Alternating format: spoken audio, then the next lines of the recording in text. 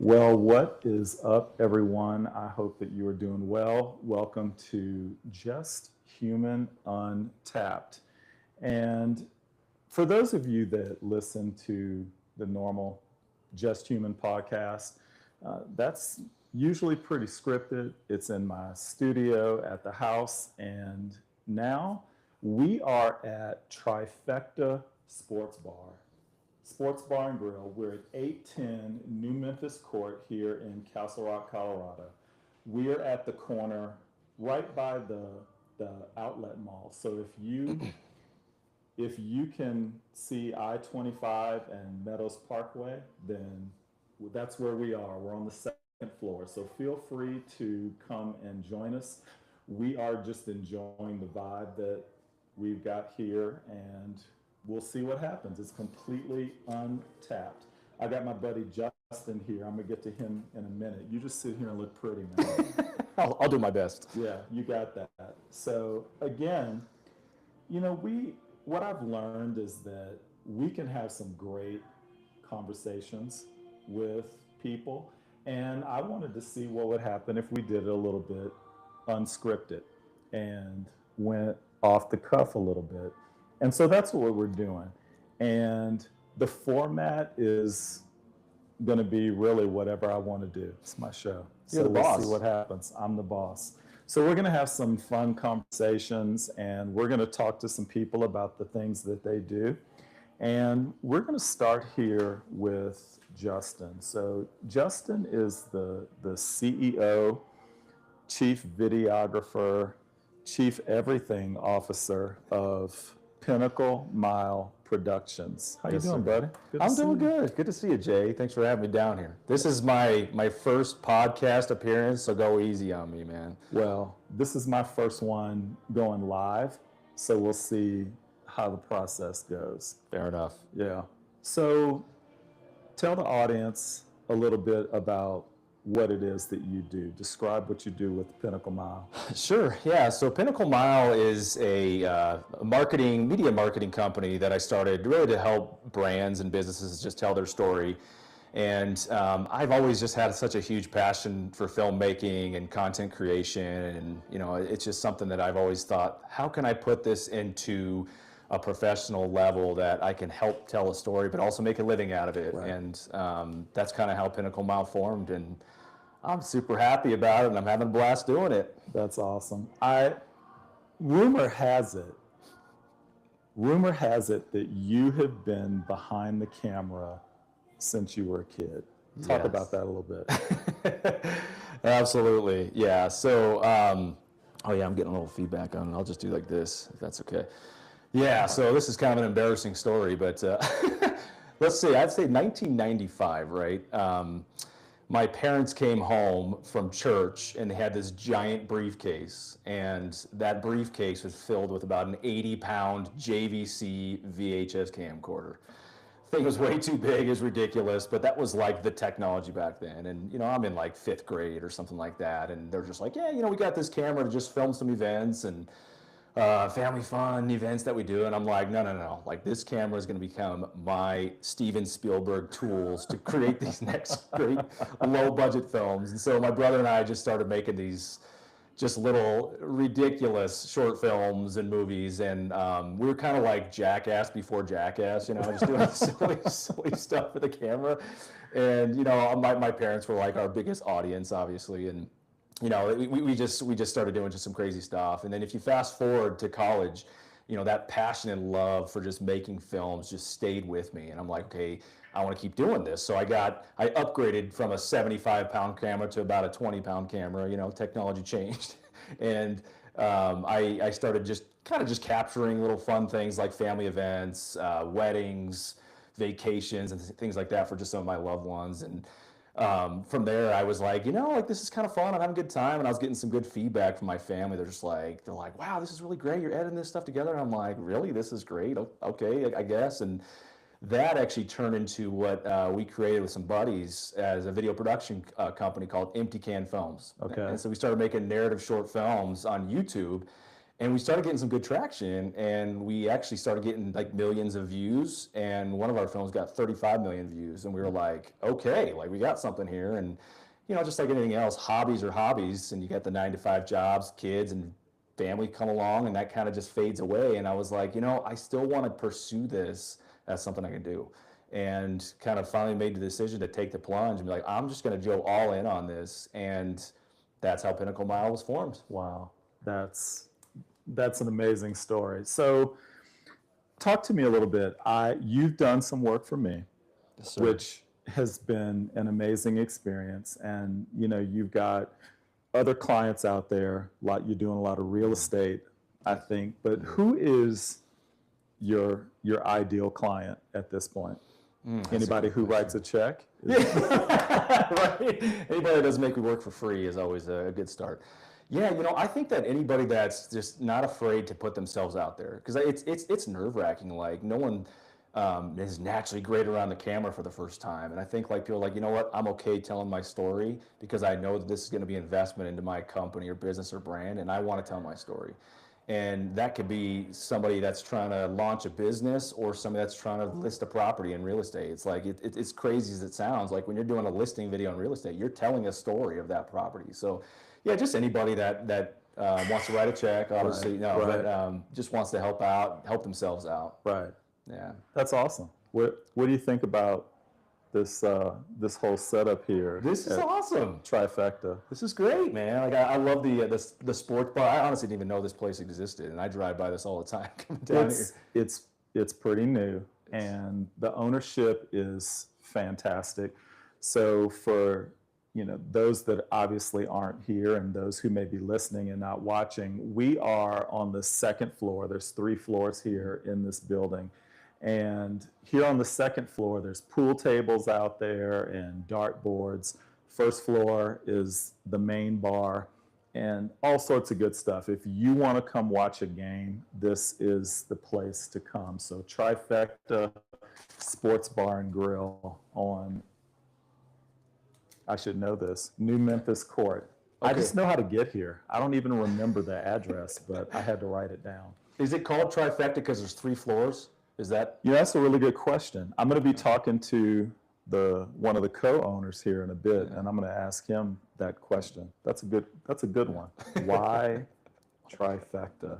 That's good. You should hang around, Justin. I will, absolutely. So I want to ask you this. In this day and age, everybody's walking around with a camera. Mm-hmm. So how do you compete and help people to understand that, yes, you can do a decent job taking a video with your iPhone or your Galaxy, but help people to understand the value, the talent that you bring to the table that they likely can't do? Sure, yeah, that's a great question. I agree with you, and I think it's something I tell my clients all the time. Like, we are all carrying these really nice cameras in our pockets every day, and I actually encourage a lot of my clients to use that for their content creation, for social media, because a lot of times, like, even though it can come across as maybe underproduced or raw, I think that's a good thing for brands. Like, you need to have a little bit of mix of that highly produced professional content, because that's your brand, right? You're trying to represent, hey, this is my brand, this is the premium, this is like my hero video on the website. But it's also good to be like, because I know you do a lot of this stuff, Jay, but like, you're just like, hey, here I am, like, I'm just wrapping up a meeting with a client, and it was a great day. I'm stopping by McDonald's later on today, and blah, blah, blah. Like, that stuff works. And I think, like, just encouraging people to use both. But I do think that, like, you do need to, if you look at your brand and your business, you kind of got to think, like, what do I want people to see as my brand? Whereas, like, the raw stuff is more your personality, and, like, that's who I am, that's my raw, that's how people can connect with me. But the really highly professional, I guess, highly produced content, I still think is important, because that really illustrates what your brand represents. And so that's what I always just tell people. It's like, it's not an either or thing, or like, oh, I could just do that myself. It's like, yes, you can, but I think you need to do both. That's what I always try to tell my clients. That makes a lot of sense. So Justin did work for me with some amazing videos. So I'm a speaker away from my spreadsheet job, but Justin made some beautiful speaker reels for me and then recorded some speaking events for me. And the way that he can capture the essence of the event is absolutely beautiful. His talent is top notch. And I know that, yes, I can pull out my phone and I try to capture some things that way, but I don't do it the way that you do it, my friend. It's amazing. I appreciate you. See, you make me blush, man. Well, it's true. So if you are looking for some professional video work, no matter what the situation might be, you've got to call Justin Cruz at Pinnacle Mile. Justin, how can people get in touch with you if they need to? Sure, yeah. So you can go to pinnaclemile.com. That's just the main webpage, or you can reach out at pinnaclemile@gmail.com. And then you can always call me on my cell phone or text me if that's easier to 720-498-0390. And would love to chat and just learn a little bit about what your needs are from a business standpoint or real estate standpoint as well. So I want to go off script a little bit. Okay. And so I think I know what the answer to this is going to be. You a Star Wars or a Star Trek? Oh, Star Wars. It's not even close. Man, I tell you, I must be showing my age because I am totally a Trekkie. Are you? Oh. But I'm a couple years older than you, so I get it. Well, I'm at the point too where like now my kids, sort of 6 and 7, like they're getting really into Star Wars, and so like we go to Disneyland, they got the whole Star Wars Galaxy Village there, and I'm like, this is great. There's no Star Trek thing like that I know of. Yeah. Just saying. Yeah. It's a different niche for those of us that are Trekkies. And it's, what I find is that it's definitely people from an older demographic. Okay. So, Star Trek started the year that I was born. So, wow. You're dating yourself. I am. So, Kirk and Uhura and Scotty, all of that was the year that I was born. Now, obviously, I didn't start watching it the year that I was born. Yeah. But, I started watching it when it was in syndication. And I got to tell on myself a little bit. I hope my dad's not listening. And, yeah. So my dad was he still is a big audiophile. Okay. And he had all of the equipment. He had the reel-to-reels, turntables, you name it, he had it, and the vinyl collection, all of that stuff going on. And, I was so big into Star Trek that I was trying to, I'm 6, 7 years old. I'm trying to build my own enterprise. Is that the ship, right? That's the ship. Okay. Okay. Yeah. And so I'm trying to figure that piece out, and I'm looking around the house, and I tried a dinner plate. Well, that was too heavy, but my dad had those reel-to-reels. Yeah. And, I used one of those, and that was cool for a bit, but then I wanted to go a little bit larger. Yeah. And I started staring at one of his turntables. Oh, no.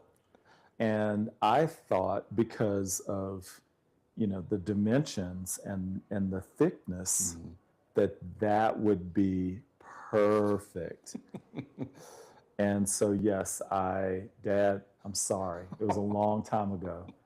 I disassembled one of his turntables. And, you take that off, and there's like a little belt in there that turns the turntable. Sure, yeah. So I took the belt off, and then I'm playing with it. And then, of course, Dad comes home. He doesn't catch me. Yeah. But I'm trying to put this back together, and I wasn't able to get the belt back on there. And so when he went to use it, Yeah. Of course, the turntable's not turning. Jay, where are you? Well, no, he fixed it. And I think that he just thought that it slipped off and he was good. So if he's listening right now, this is the first time he would have heard that. Yeah, story. yeah. And I'm probably at age 60, probably going to catch a whooping. Yeah. I was just saying, is it too late to get grounded right now? Or? Yeah. I mean, the good thing is that he's in Alabama and I'm here, so it's going to take him a minute to get here. He can't touch you up here. It's fine. He can't get me here. Justin, what's the biggest lie that people believe about a good video? The biggest lie. Okay, so I don't know if I'd call this a lie more than like a misconception, but I think when people see like, let's just talk about like a well-produced film or production video or brand video. I think when people see like a 1 minute long video, for example, they're like, oh yeah, it's 1 minute long. It probably took them 5 minutes to film it, and then 20 minutes to edit it. Right. But there's something that they call in the film industry the 8-to-1 ratio. So for every 1 minute you see on film, it's about 8 hours that goes into that 1 minute. No way. So you have pre-production, planning, scripting, then you have production when you're on there, setting up lights, all that stuff, and then you have all the editing. So like people are like, oh, it's 1 minute, right? But it's like, that's a lot of work and time. So I think people just don't understand that like, if you want something really well produced, and I think today with technology and AI, that's probably trimmed down a little bit, but like there's a lot more that goes into that great production value of a video than people realize. So I think that's something that I always try to tell people like, hey, yes, it's only a 1 minute video, but like you want that video to be impactful, right? Like anybody can just get their phone and just film themselves for a minute. That's different. But if you want something that's really high quality and well produced, 8 hours. So 8-to-1 ratio. Isn't that kind of crazy? So when you worked on stuff for me, does that ratio still apply? So like that 2.5 minute sizzle reel, you had 20 hours of work. Because if you think about just like the first set of videos you and I did, like we were researching to kind of find out, how do we want your brand message to be heard, and what is the script going to look like, and like I needed to hear your story, but also figure out like, okay, how do we tell this story to where it sounds good and looks good on film, right? Like it's one thing to just turn on a camera and talk to the camera, but we were like, hey, we want to tell this in an artistic, well-produced way, and I'm not, granted, like there's give or take some hours here and there, but like, that's kind of what you plan for in your head, and you're thinking like, all right, if I want this to be 1 minute. And that's why I think a lot of times when people are paying for video production, they're just like, it's only 2 minutes. Like, why is it so expensive? It's like, that's why. There's a lot of time that goes into it. That's amazing. So what's the funniest thing? I've seen you do some really funny stuff for yourself. And I think that some of the realtors that you're working with are wanting to get some funny things. But what is the funniest thing that you had to fix in editing that maybe your client didn't know about? Oh man. Excluding me. Don't put my business out there. All right. We'll shield you from this one, Jay.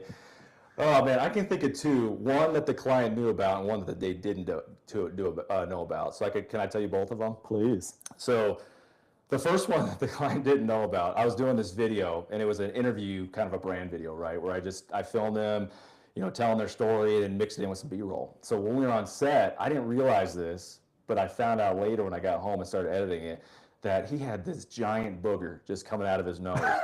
And I was like, I didn't see it on site just because like the shadows and all that. I was like, maybe that's a hair or something, and it happens to the best of us. But like, I didn't see it till I got home, and I'm like, oh my gosh, there is a bat trying to fly out of that cave. Zooming in? So I was like, is it green? Is it brown? Oh. But like, I had to edit that out. I never told him. I didn't want to embarrass him, but. Is he going to know if he hears this? No, he has no idea. Okay. It is me. No, it's not. It's not you. It's not you. Maybe it is. No, I'm just kidding. And so that was pretty funny. The one that a client did know about, this one's pretty funny too, and actually he hired me because of this, was, so he had a video that I didn't produce it for him, but he made it himself, and he's like, Justin, I'm having this issue. Like I made this video where like this boxer is fighting this other boxer, and one's the hero, one's the villain, and it's like an artistically, done event where it's like it was trying to be symbolic, right? Like the villain knocks out the hero, but the hero gets up. Great video. But he's just like, man, like after like the villain knocks out the good guy, the villain turns to the camera in slow motion, and like front and center, you just see his man part package, like zero. I mean, there was No room for imagination. I mean, it was right there.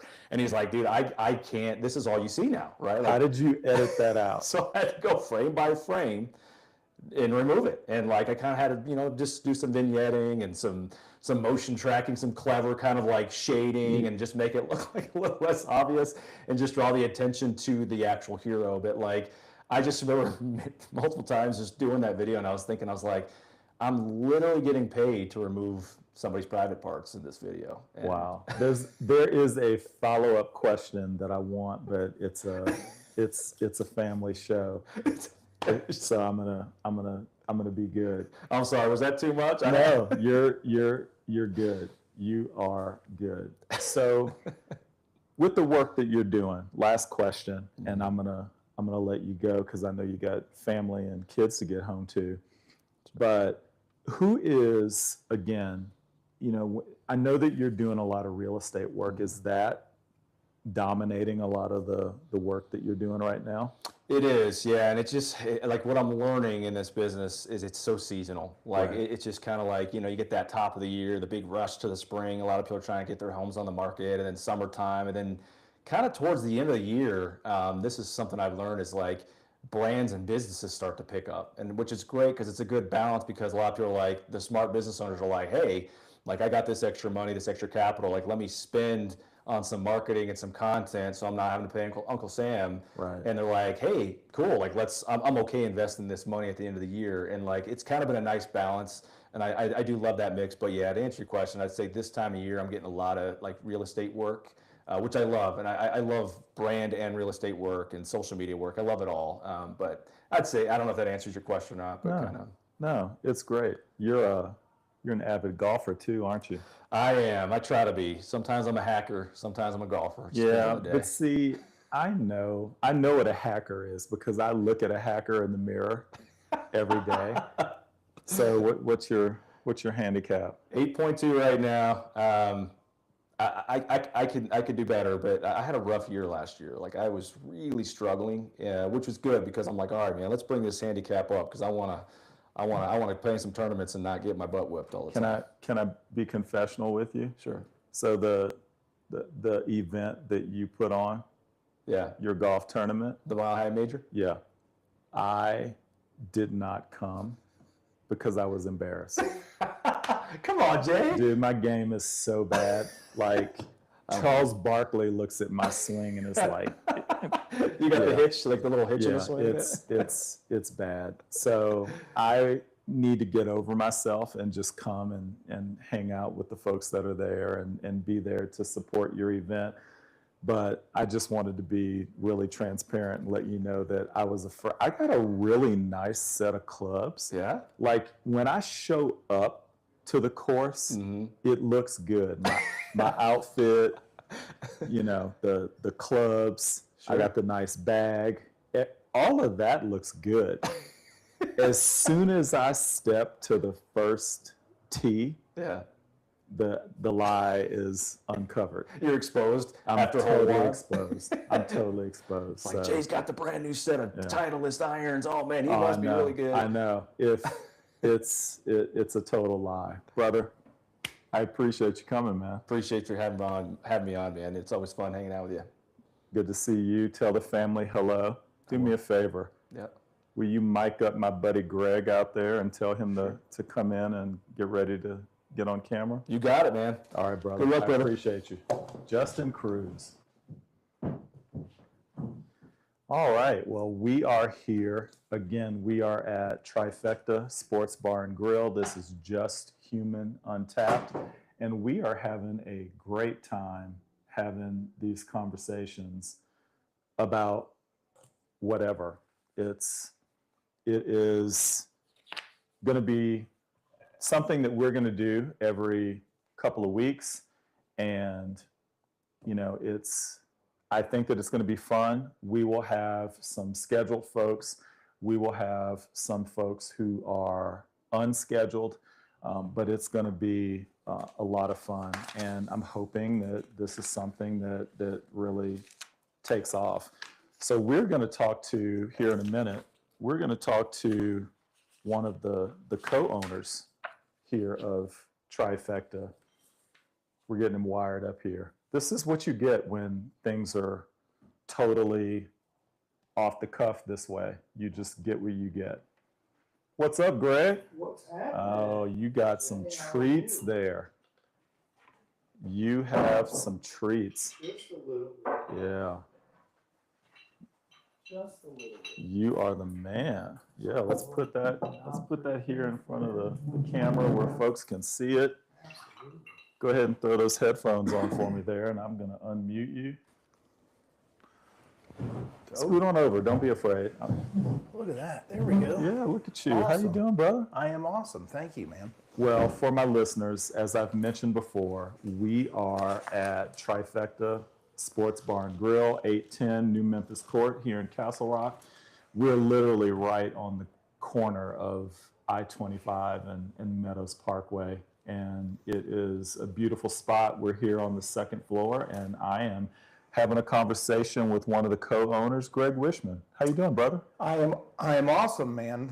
Thank you for this opportunity. This is going to be an incredible journey, I think. I'm looking forward to building this with you. So, you know, for the audience, Greg and I were having a conversation a few weeks ago, and we just talked about the possibility of, you know, coming here during a happy hour time and doing the podcast live. And he was really supportive of it, super excited to be a part of that. So, Greg, a question came up from Justin, who just left. Mm-hmm.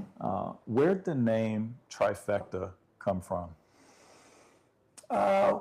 When we started, when I decided to open a bar, what I was looking at doing, I built a website, called it The Golden Break.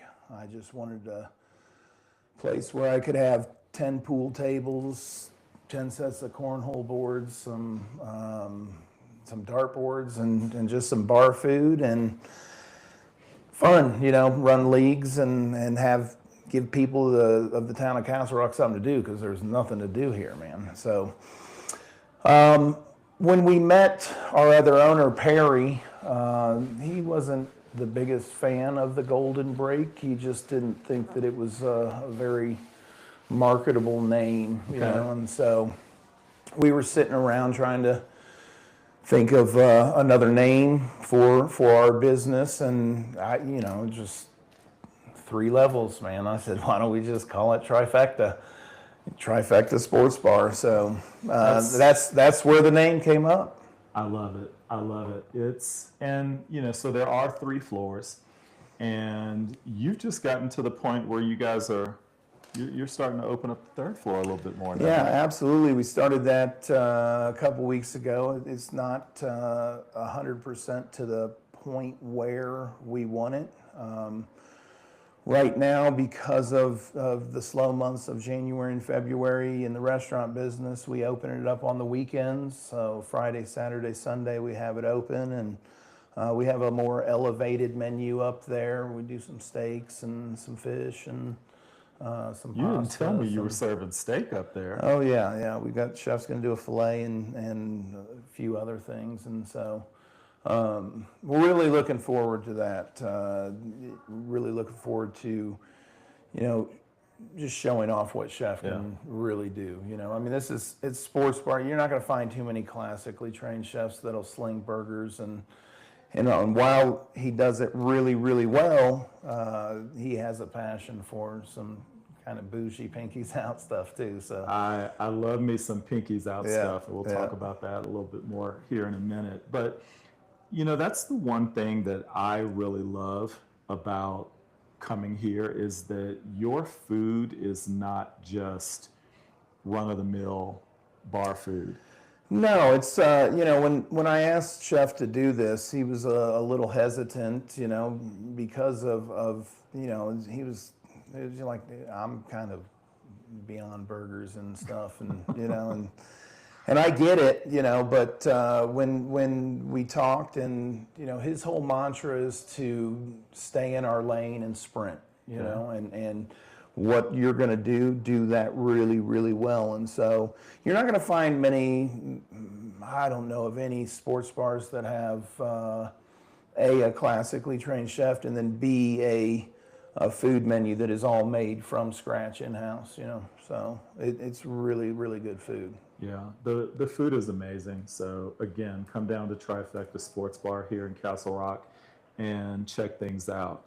So Greg, I've had the opportunity a couple of times as I've been setting up for the podcast to be here before the doors open. But, you know, give me a bit of a behind the curtain as you and your team are getting ready to start the day. You know, what's the most stressful 10 minutes and how do you manage that? Well, starting the days, it starts off with paperwork in the office, which is, you know, my favorite thing to do. You were in the doing the world. glamorous menu work here a little while ago. Yeah, a little bit. Yeah, it never ends. But you know, the setting up and getting in here, getting the paperwork done from the night before, and then making sure that the restaurant is cleaned and ready for the new guests to come in for the day. That's pretty routine stuff. You know, it doesn't take a lot. It's the same thing over and over, and making sure that all the food is prepped. And the biggest hassle that you have is when you have an employee call out or they're sick, or Right. you know, then you kind of got to adjust on the fly, and you know, maybe you have to maneuver around the prep and say, okay, we're not going to sell. I don't think we're going to sell as much of this tonight, so we'll come over here and you know, do this and get that ready. But the most stressful time is when you have really just a game and a big game, and everybody comes in at once. Yeah. You know, and so you have to have really somebody at the door that is great with people, that can direct people in a fun way, and because they're angsty when they come in, they don't want to wait. Right. They want to come in, sit down, and you know. And as we know, when we go out, you know, I know I'm the only person that goes out, and so you know, everybody wants what they want, and rightfully so. You're paying for it, you know. And so, How busy was Sunday? Super Bowl, not at all. Really? Absolutely, it was a little disappointing for the first Super Bowl. A few things I think hurt us. One, not having the Broncos in the Super Bowl, Fair. that kind of hurt. And A lot of folks in this town just don't care. well, you know, it's not only that, but then you have a 70-degree day. There were a lot of house parties for Super Bowl anyway, and now it's just like, well, let's grill out, you know. So no, it was not as busy as I thought it was going to be, but you live and learn. We're you know, going to next, blow it up next Super Bowl. next Super Bowl, we'll see if we can get these Broncos in there and just really fill this whole house. Well, you know, it would be sweet so before I say what I was going to say, tell folks where you're from. Oh, originally I'm from Indianapolis, so yeah, it's it would have been nice to see the you know, that happen, but yeah, Your what Colts happens? started out like gangbusters. And You know, the it's wheels fell off. such as the NFL goes. Right. You know, when your leader goes down.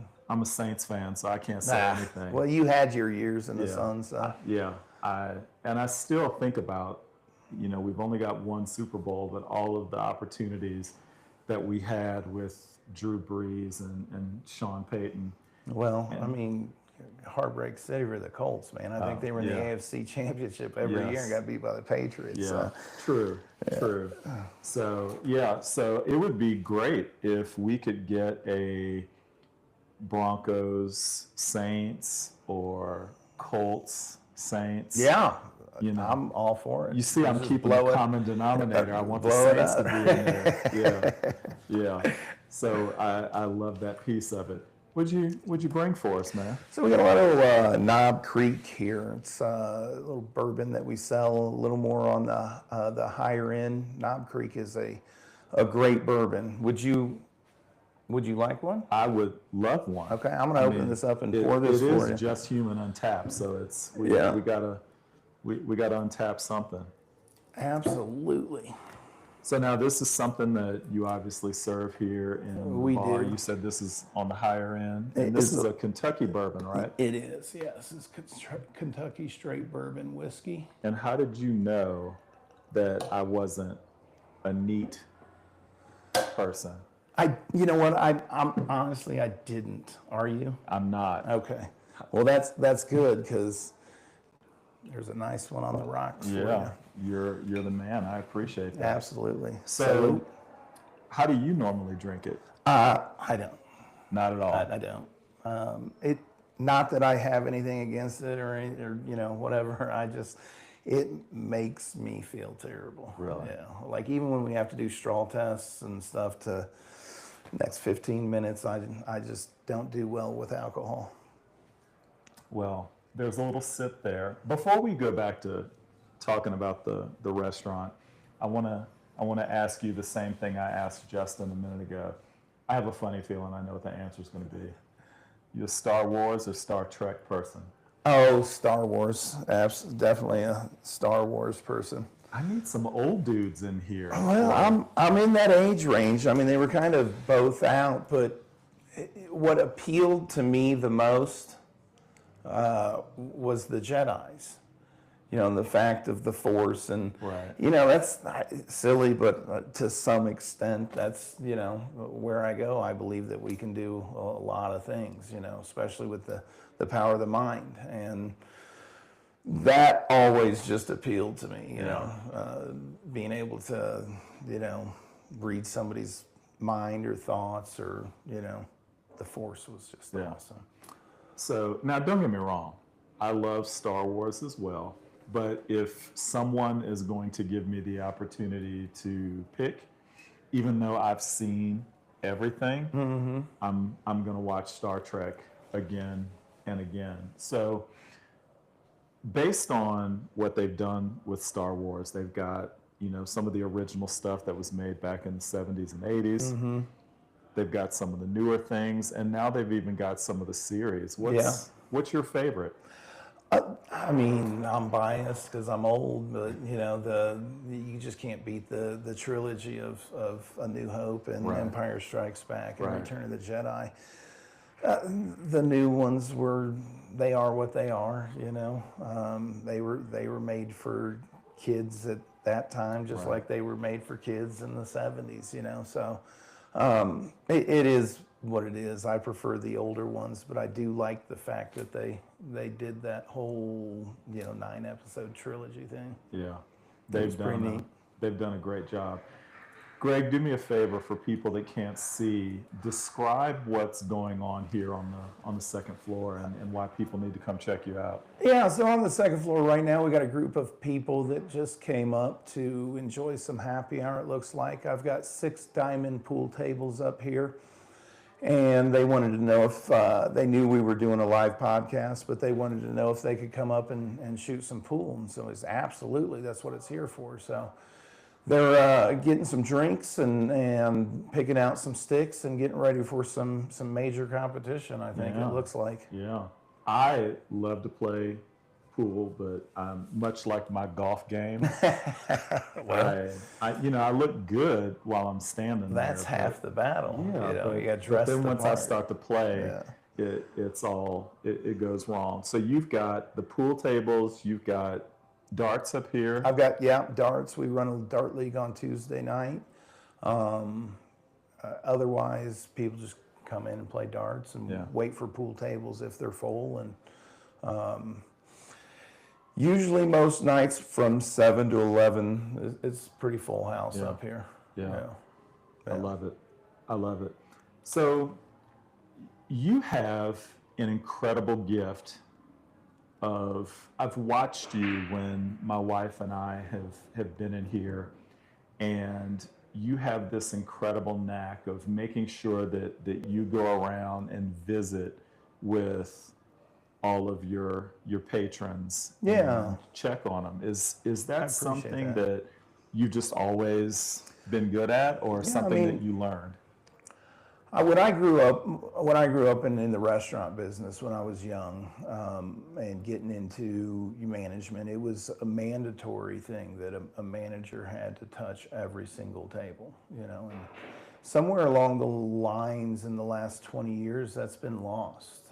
Customer service has kind of gone out the window, which to me, it's sad and it doesn't make sense, because people like to feel special when they come to a place, and if I can go around, I just want people to have fun. I want people to enjoy themselves when they come in here, and if I can go offer, something that's going to brighten their day, or, fix something that's wrong, or just make their experience more enjoyable, And I love talking to people. I love people. They're fun. It takes all kinds to make the world go round. So I appreciate that. Thank you. Do you remember? I'm gonna test your memory here. The first time that my wife and I were in here, and you did what you do, and you offered us something that particular evening that made us regulars right off the bat. Do you remember what you did? I don't. I'm sorry. So you offered us a piece of what I think was your grandmother's... Oh, my great-grandmother's banana cake. Your great-grandmother's banana cake. Yeah, I bring my daughter in, like once every 2 weeks to make that. That recipe's been in our family for a long, long time. So Chef didn't make that. Yeah, my daughter actually comes in and makes it, and then Chef kind of, tops it off. It was a collaboration with both of them, because they're together, so it was amazing. But what was more amazing was the fact that you took 10 minutes out of it was busy down in the bar area that night, but you took 10 minutes, you sat with us, you checked on us to see how the food was, and then you asked us if we wanted dessert, and I initially said no, I was full. But you said you got to taste. You got to taste it. It was, I'm telling you, it was. It's ridiculously good. It was pretty amazing. So the follow-up question, and maybe the answer is the same thing that you just did. So for what turns a first-timer into a regular when they come to Trifecta? An experience. That's all it is. I tell any server that comes in or bartender that comes in that trains that, listen, they can get drinks and food at home and sports at home. The food might not be as good, but they can get drinks and sports at home, and so what people come out for, they come out for an experience, and so I want to make sure that they have an experience when they come out. And whether that's silly. I'm a jokester. I'm curious about stuff. I'm playful, and so I just try to give that couple there a memorable experience to where they say, "Man, let's go back to Trifecta. That was, it was really, really good. I enjoyed myself the whole time." Well, you're doing a great job of it. Trifecta Sports Bar and Grill, 810 New Memphis Court. Right over here by the outlets here in Castle Rock, so you got to check it out. So, Greg, how long have you been in the hospitality industry?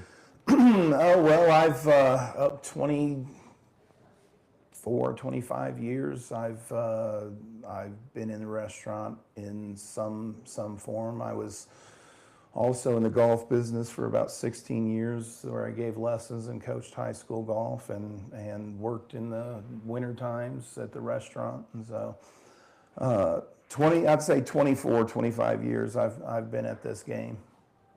You still playing golf?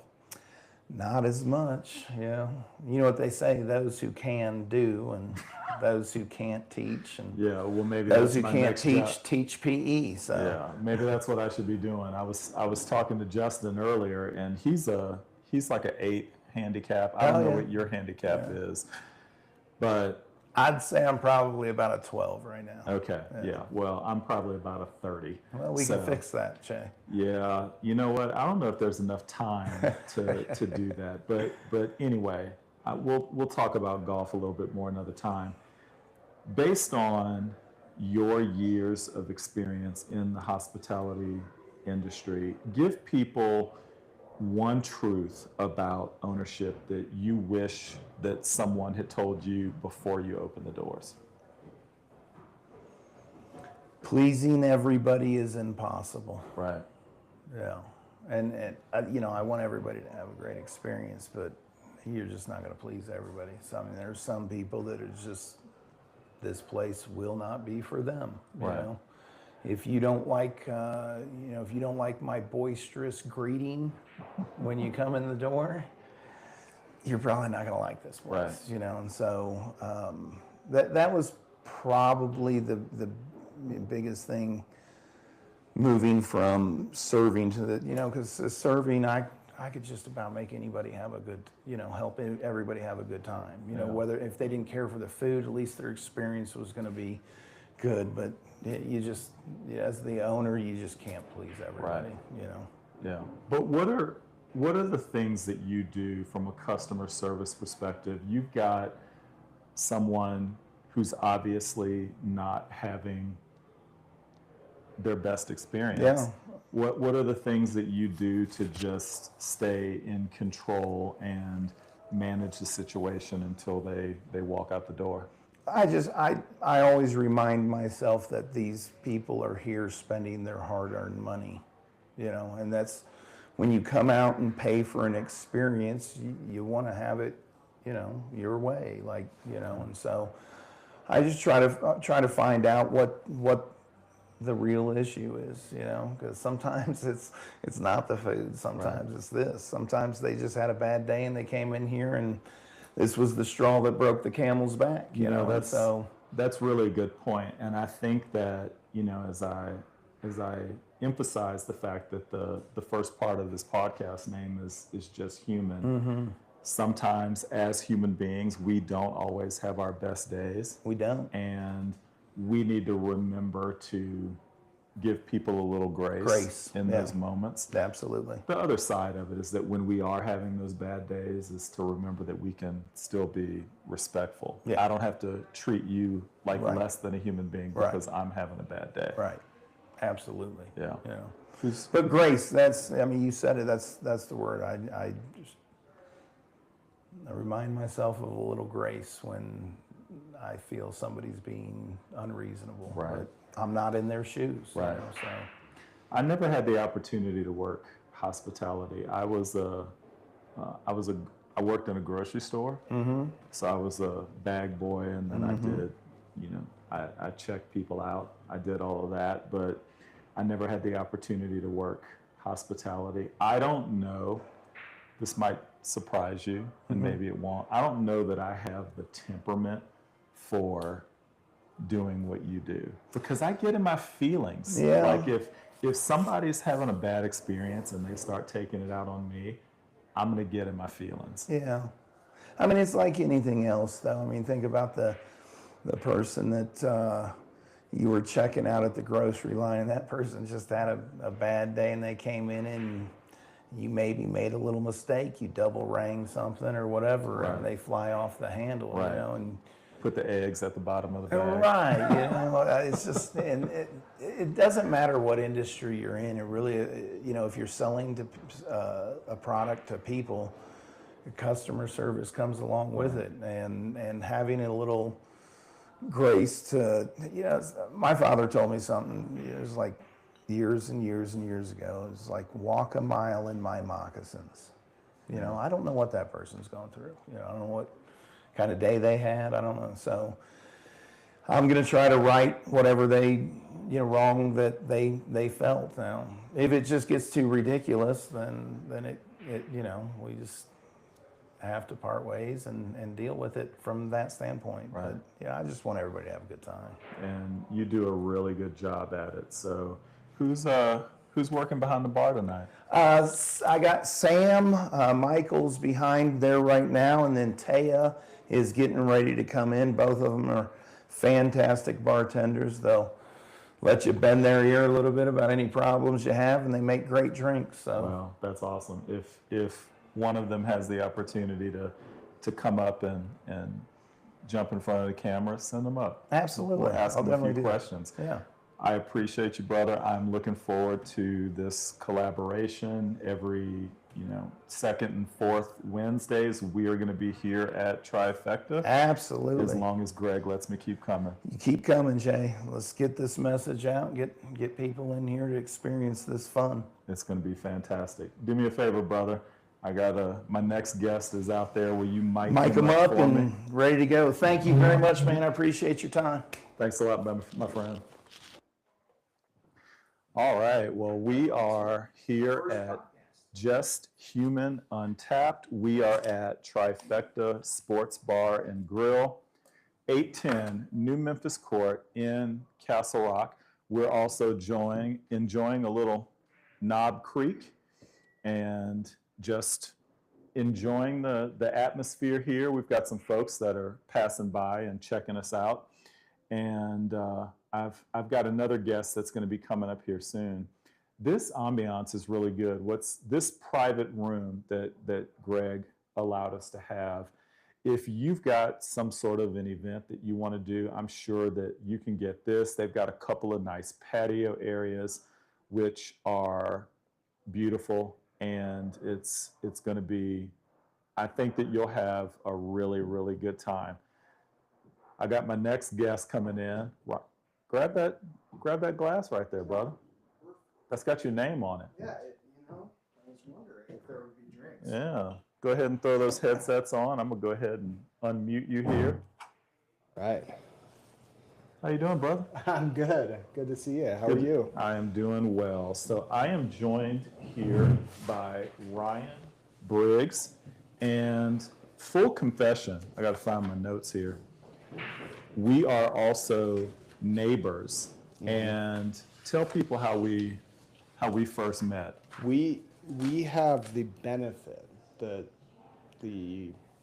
duty, the responsibility of serving on the HOA board together of our neighborhood. So that's how we met, is diving into the nuances of living next to other people. Yes. And it is that. We'll talk a little bit more about that. Tell people, Ryan, what you do. Yeah, so I'm a business and real estate attorney. When I say business and real estate, I mean transactions, contracts, right? Okay. Anything that might be in a contract for those types of things.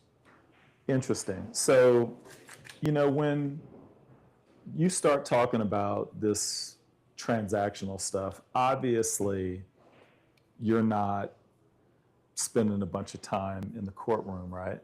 Not too much. I have in the past in my career, I had 5 years as a JAG in the United States Air Force. Thank you for your service. No, it was my pleasure. And so I was in the courtroom a lot then. But no, I try and keep both myself and my clients out of the courtroom as much as I can at this point. That is fantastic. So when you start talking about these transactions and real estate, can you be a little bit more specific on some of the things that you're doing? Yeah, absolutely. So I'll start with the corporate side of things.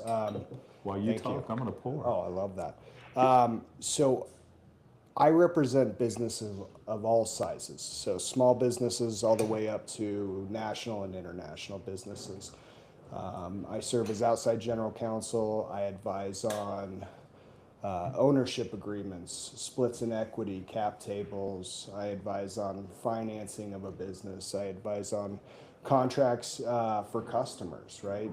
Independent contractors, subcontractors, all kinds of things within the corporate realm. So compliance, all business owners, both large and small, they want to know that they're doing things right. Right. They want to set the stage right. And so that's what I advise on. I help them get the warm and fuzzy without having to be overbearing with, legal jargon and really trying. We set ourselves apart too as a firm because I've worked at some big firms.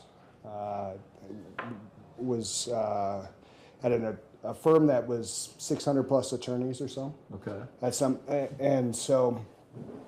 And my partners in my current firm have similar experience. And so we have sophisticated experience that we then pass on to our clients, and we're able to do it at a lower price because we're a smaller shop. Okay. So How small? So 8 attorneys total. Okay. Yeah. Excellent. So first, cheers. Yeah, cheers. Thanks for having me on. Yeah, thanks for coming. So, what's a legal problem that sometimes people walk into thinking that it's not a big deal and it actually turns out to be a big deal?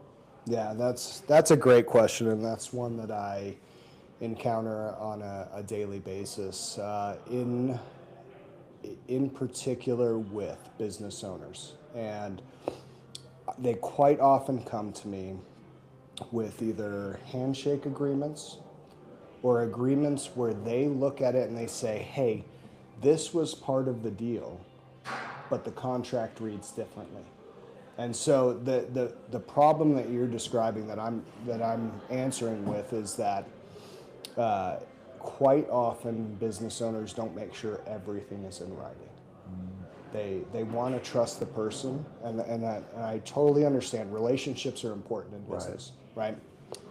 But in order to make sure that everybody is protected, if it's important, it needs to go in writing. Right. Okay. That makes sense. I want to shift gears for a second before we dive into some more legal questions. I'm going to ask you the same question that I've asked the two previous folks that have been on.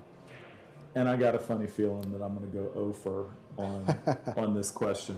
All right. You a Star Wars or a Star Trek person? I'm a Star Trek person. What? So my dad, love the man. He raised me as a Star Trek kid. Okay. He was a Star Trek guy, Captain Kirk, all that stuff, Yeah. and so yeah. That's fantastic. So the other two guys, they're total Star Wars guys. And don't get me wrong, I love, I love watching Star Wars as well. But if I had my choice, Yeah. I'm going to watch Star Trek. What's your favorite series or movie from the Star Trek Okay, Enterprise? I've got it. I'm really gonna nerd out with this. I've got a couple answers. So Wrath of Khan, Oh, yeah. right? Fantastic. Yes. Right, and I always remember my dad talking about the Wait, you're talking about the original Star, yeah, Wrath of yeah, Khan. Okay. Yeah. Not the reboot Okay. with Benedict. Right. But the bugs in the helmet. Oh, yeah. And yeah. So Oh, yeah. as a kid, I watched that. And then, Ricardo Montalban Yeah. with his chest all out. guy was awesome. He was the Great best. villain. He was the best. And then the other one, which again, it was just my adolescence, my childhood, was The Next Generation. Yes. That series, Jean-Luc Picard, and yeah, it was great. Yeah, absolutely. And so we're pretty much in sync because Wrath of Khan was a great follow-on to the original motion picture of Star Trek, Yeah. which was a little sketch. It was okay, being that was the first time that it had been on the big screen. It was okay, but Wrath of Khan was an amazing follow-up to that. There were some things that came later that were a little bit of a hot mess, but yeah. Well, I'm a little surprised. I feel so good. See, that Jay, you know more about me now. I do. Yeah, I feel closer. I feel this is another Hey. sip. Yeah, Another absolutely. sip. I didn't ask you. I had this conversation with Greg, the co-owner of Trifecta. Are you? I I'm a didn't bourbon give guy. you a choice. I'm a bourbon guy. You're a bourbon guy, but do you normally drink it neat or I like do. this? Yeah, I've got. I love Basil Hayden's. I love Knob Creek. When I first turned 21, I remember I had a boss of mine who he took me out and he gave me a double of Wild Turkey. Nice. That was my integration into it. So yeah. Nice. It's so funny, Ryan, because you watch these shows on TV, and it doesn't matter what show you're watching, and whether it's a cop show or did you watch the series Suits? I did. Yeah. So yeah, in Suits they had these amazing decanters of whatever they were drinking, and they would always end their day by pouring themselves a drink. I never had a job that cool where I could just, well, you know what, I could do it now. I'm the boss. It's my business. I could totally have a Absolutely. decanter on my desk. I don't know how much work I'd get done. Yeah. No, I actually, multiple firms that I've worked for, it was kind of a Friday tradition to, crack one open or pour a glass at the end of the day. Okay. I worked for a small firm right out of law school in Florida, and that was the every Friday tradition. My last firm before being at the firm I'm at now is a Denver, it's a large real estate boutique in Denver. And they would do Friday happy hours all the time as a firm. So it was pretty fun. Yeah, it was kind of the same feel of everybody just winds down for the weekend. That's excellent. I'm going to talk to you about I worked for a law firm once. I'll tell you about that in a minute. What's the most common misconception that people have about lawyers? I would say it's practice area, right? People hear lawyer, I know a lawyer, let me talk to my lawyer, right? I get calls all the time, hey, what do you know about this, right? I consider myself a well-rounded lawyer, smart guy, but I don't practice in every area, and so I'm going to do my best. And I tell everybody this, hey, if you want to ask me a question, call me, right? We'll talk about it. Chances are, 70% of the time, 80% of the time, it's not going to be my practice area, but I'll point you in the right direction. So it's no different than a doctor. Exactly. You're not going to your general practitioner to get brain surgery. That's right. And vice versa, you're not going to your brain surgeon when you've got the flu. Yep, same type of thing for an attorney. I think generally I'm wary of it, and this is just from my experience in the industry. And I think consumers should be wary of anybody who says they practice in every area, right? If you've got an attorney that does family law, criminal law, business law, real estate law, all these different areas, it's the kind of the jack of all trades, master of none, right? And so that's, the law can be so in depth in specific areas that it's hard to do that. So Ryan, talking to Ryan Briggs, and so we talked about TV lawyers. You said that you watched Suits. Yep. What is, when people see, and right now my wife and I are watching the Lincoln Lawyer. Oh, love it. Yeah. Yeah, great show. When you look at TV lawyer versus real in the trenches lawyer like yourself, what's let me say it this way. I spent 7 years of my life as a firefighter. My brother is approaching 30 years in the fire service. And there are things that when I see that on TV, I can go, yeah, that's BS. That's not what the life is really like. So when people are watching, Law and Order, Lincoln Lawyer, Suits, how does that differ from what you're doing most days? Yeah, so I think breaking it down into the difference between, so a lot of what you see on the media is litigation, right? That's the sexy stuff, right? The courtroom moments. And so I would say most ladies and gentlemen of the jury. Exactly. Yeah, it is that. I mean, they teach, when I was a prosecutor, they teach you trial strategy, and it's essentially how to act. You are an actor, you are putting on a show, and you are making it so that the jury believes you, right? Believes the case, right?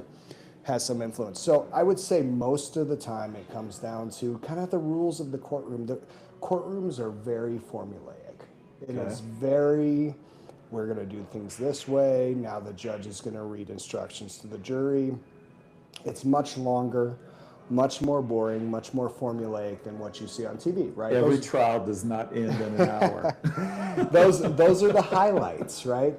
I will say, though, what the media does highlight there with some of those smoking gun moments, those can happen in open court. And it is exciting. It is, for everybody involved. Maybe not everybody, right? Not the defendants, but but there is a certain sexiness to it, a certain rush that comes through when you're in those moments. Yeah, that's good stuff. What is, when we start to think about the different rules, give me a legal hot take. What is one rule that you wish that everybody would follow to save themselves a little bit of pain? Yeah. If you think that you need an attorney, then you do.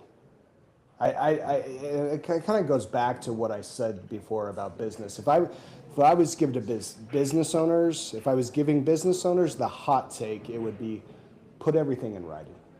Get an attorney right at the outset, even if you don't think you need one.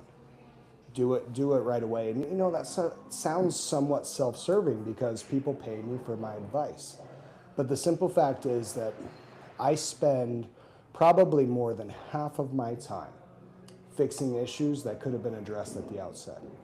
Okay. And they may take a little bit more money up front, but they keep people safe down the road. And in all honesty, that is what I care about. I'm not doing litigation in my practice now for a reason.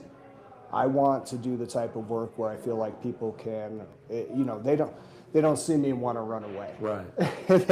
They don't see me when they're only in trouble or having the worst day of their life. Right.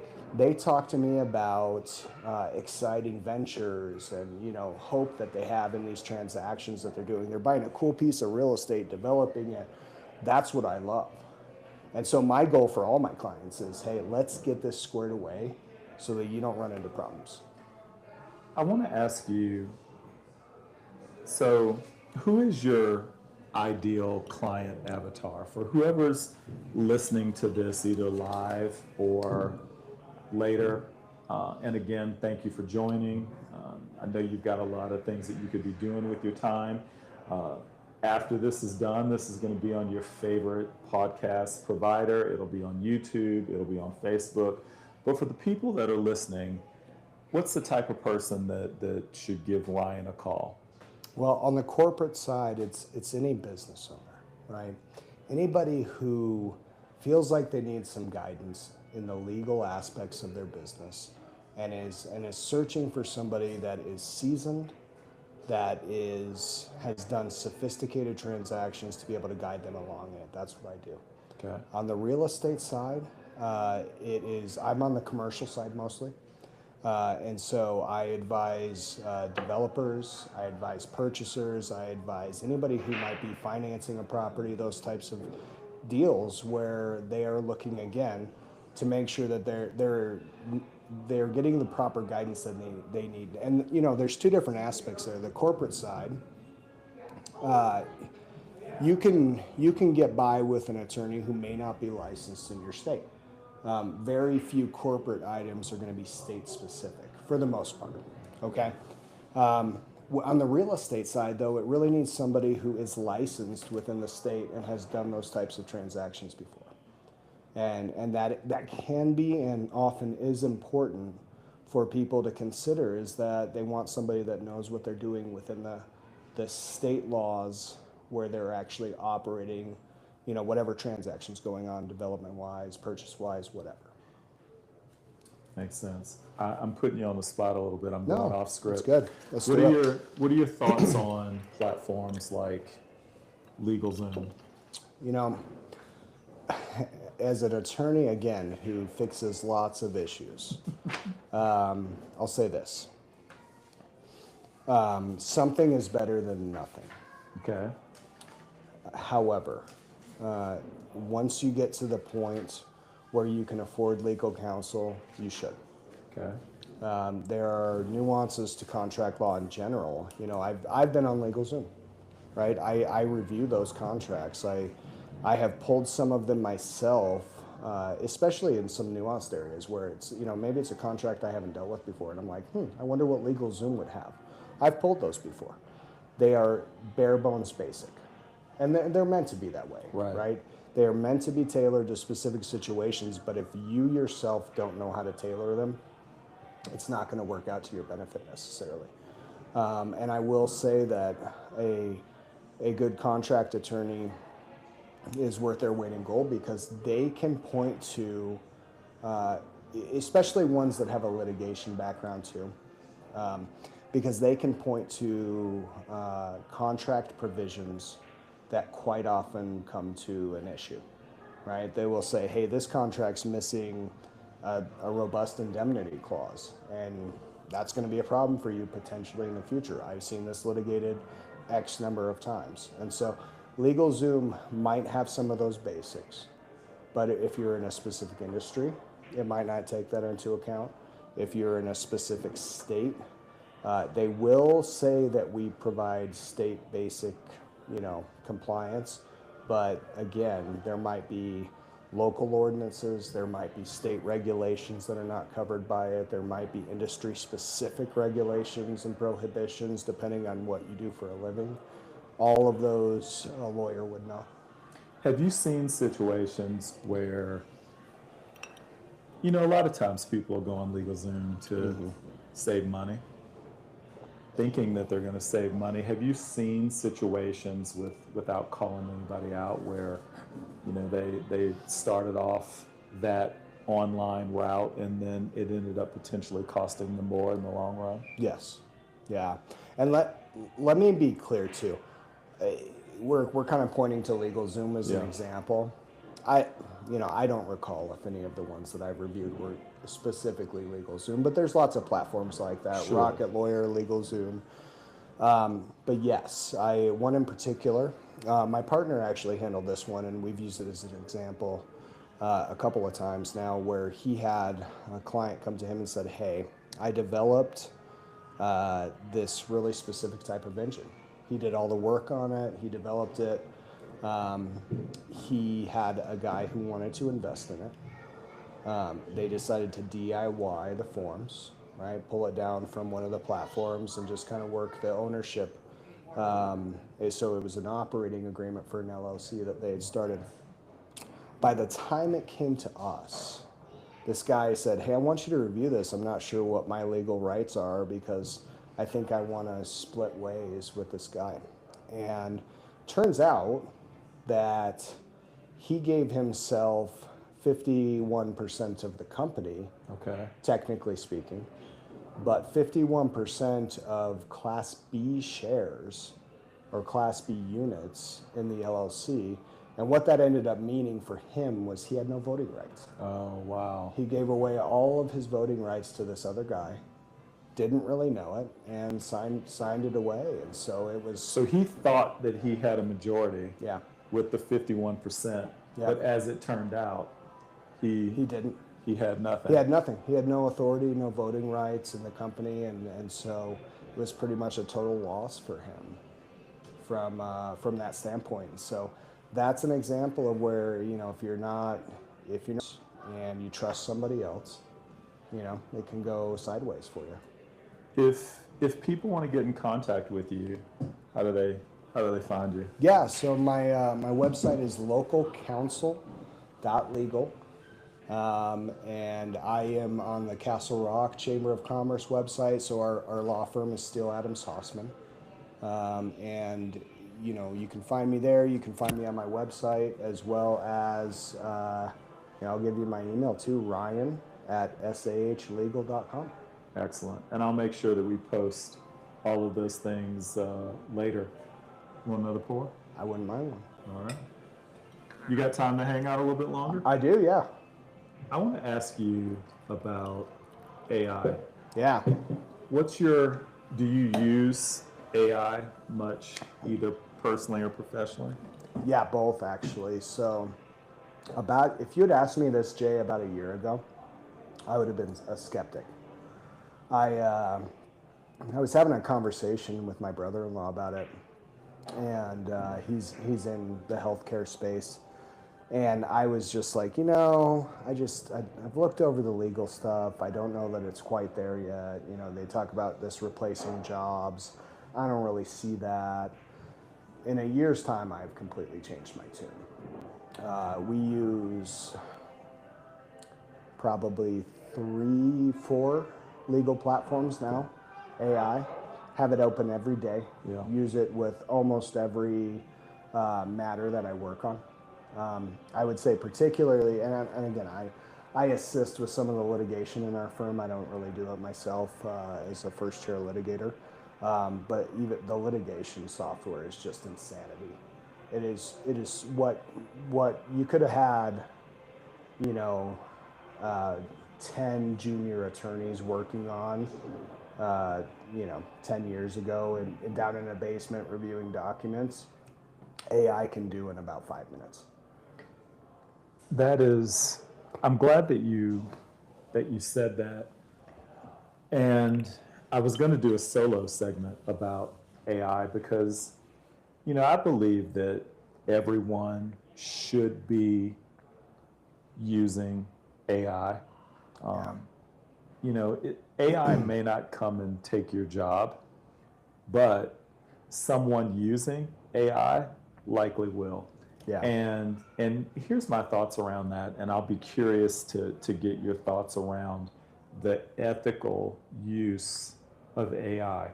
So I'm assuming that with these platforms that you're using, these legal platforms, that you're not putting in a prompt and then it spits something out and you copy and paste that and send that to a client. Mm-hmm. You're putting in some work on the front end and the back end of that, right? Absolutely. Yeah, so on the litigation side, and I'll tell you, I just did this for one the other day. We were prepping a complaint for a client, so a civil complaint on an issue. We have a closed source system that is AI, that utilizes AI, called Eve. Fantastic litigation software. And so what we do is it accesses our case file. We do the legal research. So if I'm doing a breach of contract case, I'll look up and say, hey, I'll pull all the source material for the breach of contract cases I want to use. I will upload those as well. And then it has an option to say, hey, what kind of document do you want to create? So in this case, I'm creating a complaint. I will upload a couple of examples of ones we've done in the past. And then I'll say, draft a complaint based on everything you have in the case file, based on the case law that we've presented, and this works for like motion work and stuff too. And it'll spit it out. Now, I will say this: do I go back and triple check everything? Absolutely. Right. But what we've found so far, especially with this software that we're using on the litigation side, it is just as good, if not probably twice as good as any associate that I've ever had work on something from an initial draft standpoint.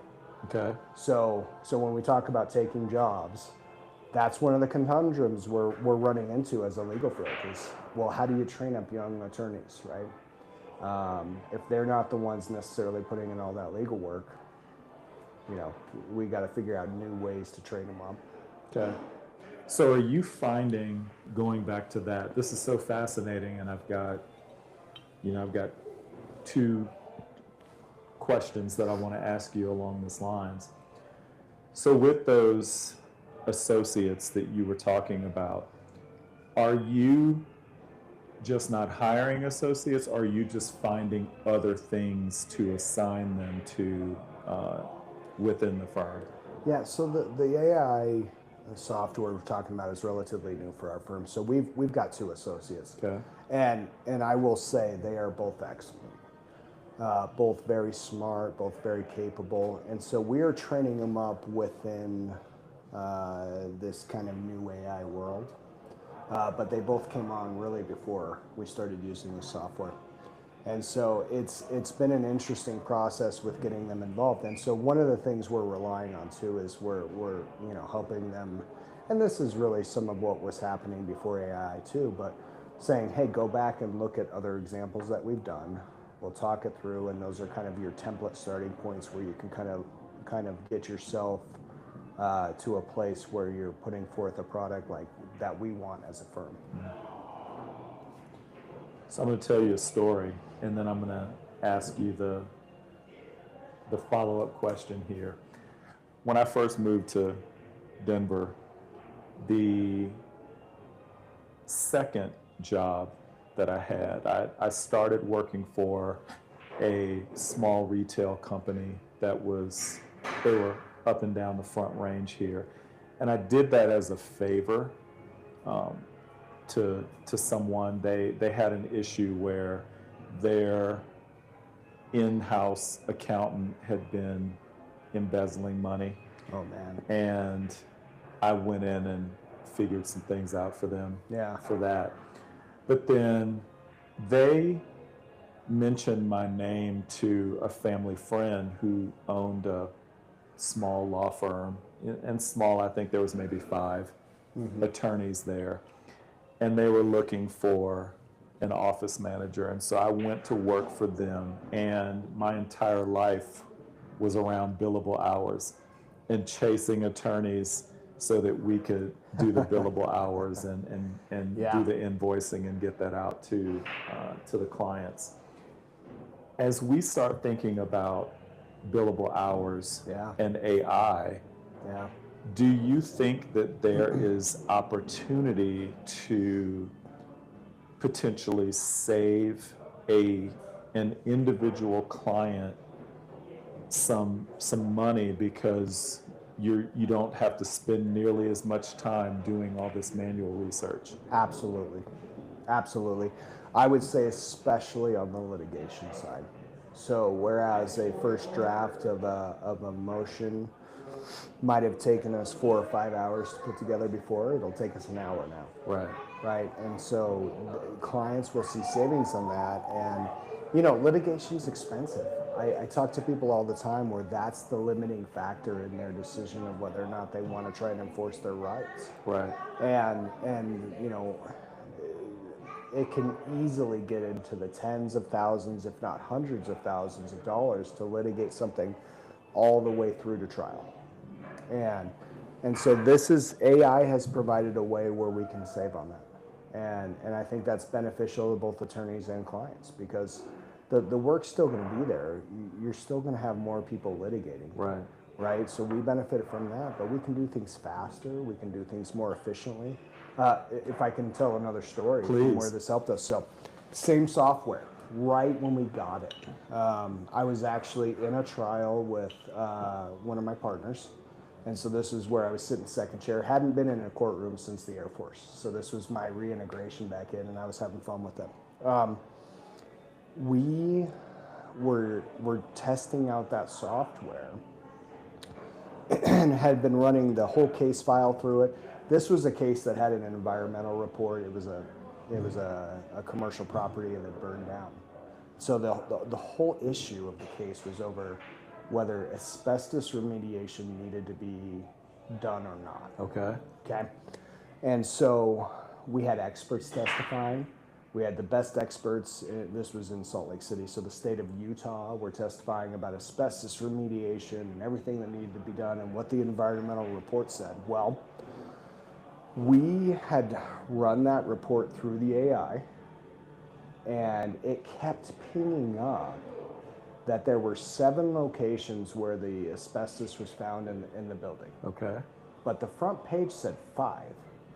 And we were like, well, the front page had a chart where it showed every place. And we were like, well, this has to be an error. Turns out it was not, that the AI was catching what everybody else was missing. That's even awesome. Even the opposing counsel's expert based his whole opinion off of the fact that there were 5 locations and not 7. And so when we had our moment for rebuttal, we challenged Nailed them. Yeah. And so it just makes us more efficient, it makes us better attorneys in court. So, in the old days, it would have had to be an attorney who caught that. Right. And so we were lucky enough that we were able to have that software that caught it for us. That's amazing. I love using AI in the work that I do. I am a big fan of the ethical use of AI, and what I mean by that is just not cutting and pasting whatever ChatGPT or Gemini or whatever your tool of choice is, not assuming that is 100% correct. Yeah. And so there needs to be what I like to call the human sandwich. So I have to give the AI a really good prompt Yeah. on the front end because it's garbage in, garbage out. So I have to be really thoughtful about the prompt. Then AI does its work. And then after I get the results, I have to check it, Yeah. especially if I'm thinking about something that is related to a client. I can't assume that this is 100% correct. My experience has been like yours, that a lot of times it is really good. One of the use cases that I like is, I spend a lot of time in spreadsheets. I'm a spreadsheet jockey. Absolutely. And every once in a while, in a spreadsheet, you get complex formulas and lots of tabs and links to other things. And if something is not adding up properly, sometimes it can be hard to find. Yep. AI is actually really good at helping to analyze your spreadsheet, and it may not pinpoint exactly where the problem is, but it's going to get you really close. Yep. And I love that aspect of it because I could spend hours trying to chase down a formula error.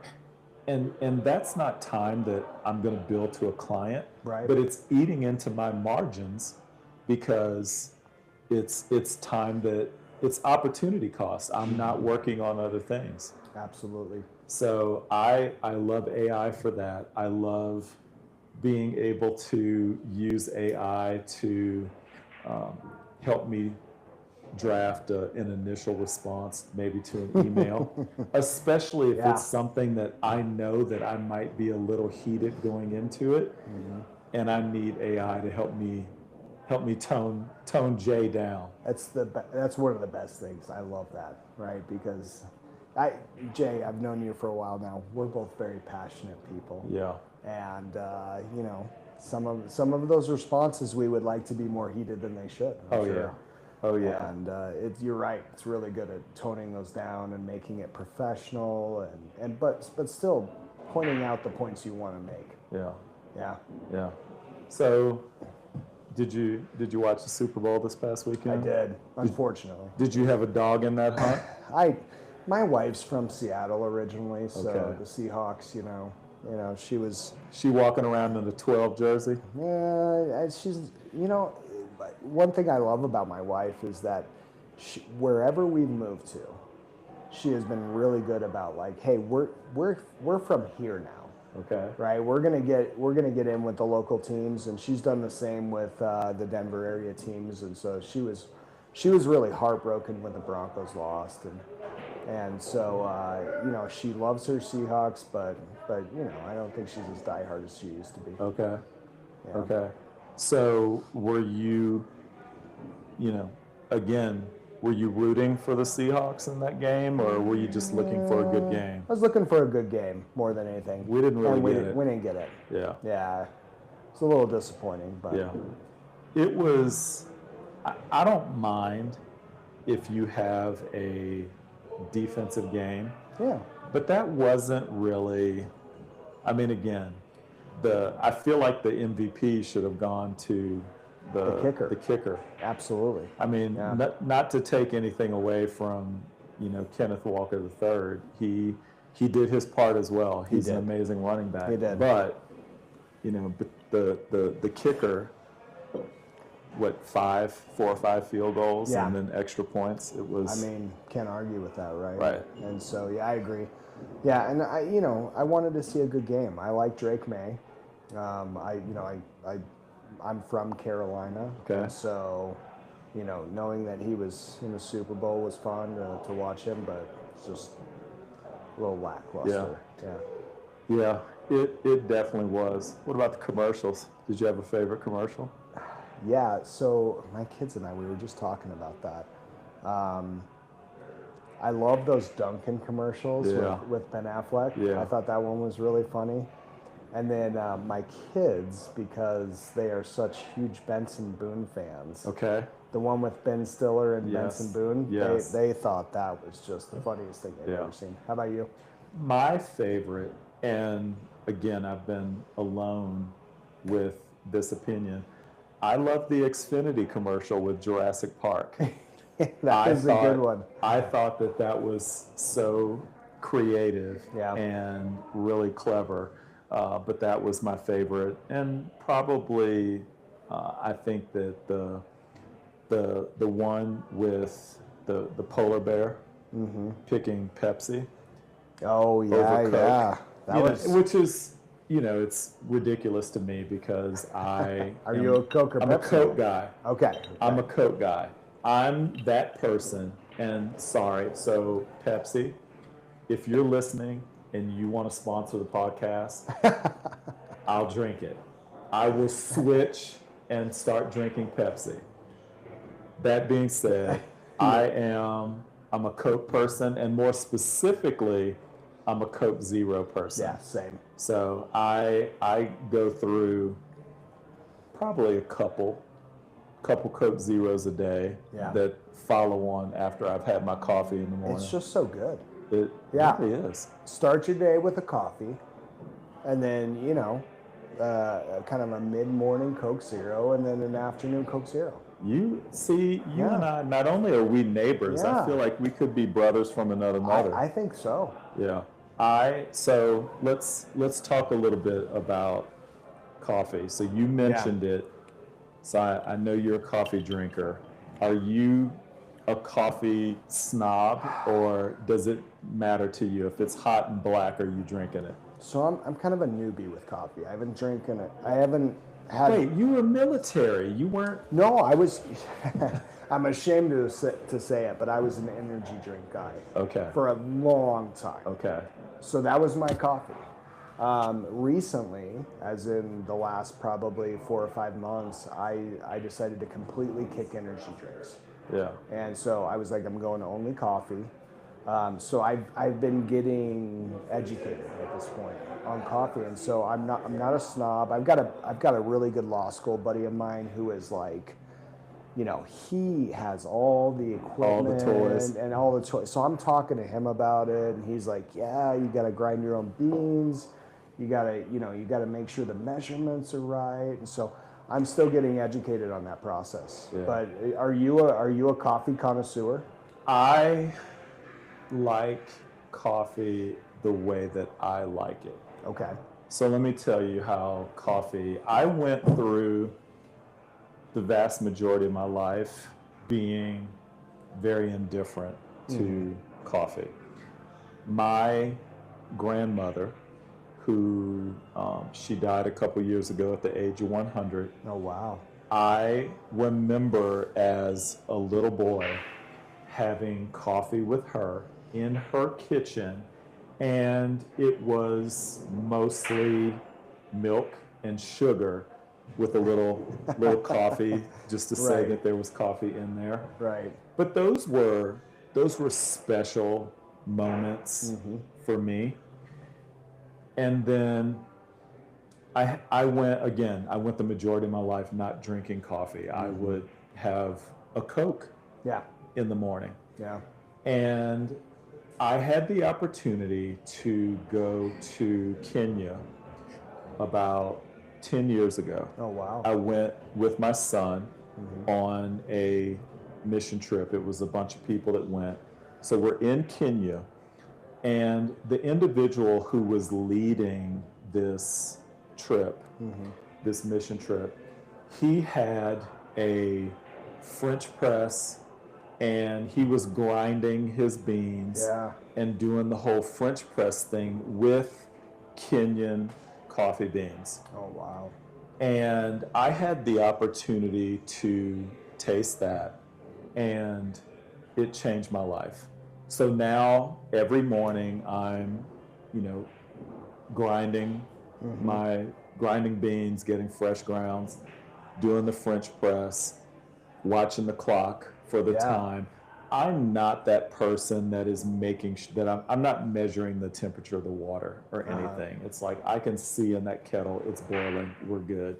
Yeah. So I'm not that much of a snob, but I've got my frother Okay, for yeah, we've got those. yeah. So that's how I start my day. I'm making coffee for myself and for my wife. And but yeah, if it were not for that trip to Kenya and experiencing that French press coffee, Yeah. and honestly, if Kenyan coffee beans weren't so dang expensive, I'd be doing that all the time. I was going to ask, what coffee beans are you using? So, so for my listeners, for those that may not know, my family is from Louisiana, and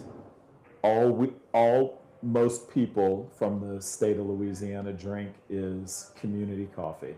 That's you pretty much can't find any other coffee in Louisiana is Really? community. And I can remember as a little boy sitting there with my grandmother, and that's what she was using was community coffee. So I order the whole beans community coffee, and I'm grinding those up. I love the flavor. I think that there's a lot of nostalgia Yeah. there there's for gotta be. me as well. That's not a bad thing. Because I think That's- about yeah. my grandmother like every day that I'm having coffee. Yep. No, So- I hear you on that. I mean, so I told you I'm from North Carolina. Just went home about a month ago, visit my folks. There's a beer there, Greensboro Brewery, called Red Oak. Can't get it anywhere else. Okay. I tried. I can't order it. I can't get it delivered here. And so, it's just, when I have it, it's that taste of home. Yeah. It's, it's unlike anything else. So I get it. Yeah. And honestly, if it wasn't for Amazon, Amazon changes the rules on a lot of things that you can get. It used to be that I couldn't get community coffee here, but Yeah. Now I'm able to. How you doing on time? You good? I'm good. Yeah, Awesome. I'm at your convenience. Awesome. Well, let's keep chatting a little bit. Yeah. I'm hoping to get another guest to come in, but I don't know if.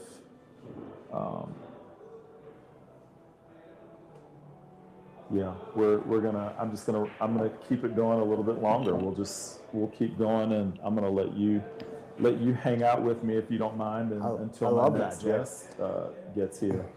So, talk to me about your military career. Again, thank you for your service, but talk to me about that. So I was 34, coming in hot on my I was 35, coming in hot on my 36th birthday, and I had in law school, and even prior to that, I had always thought about military service. My grandfathers both served.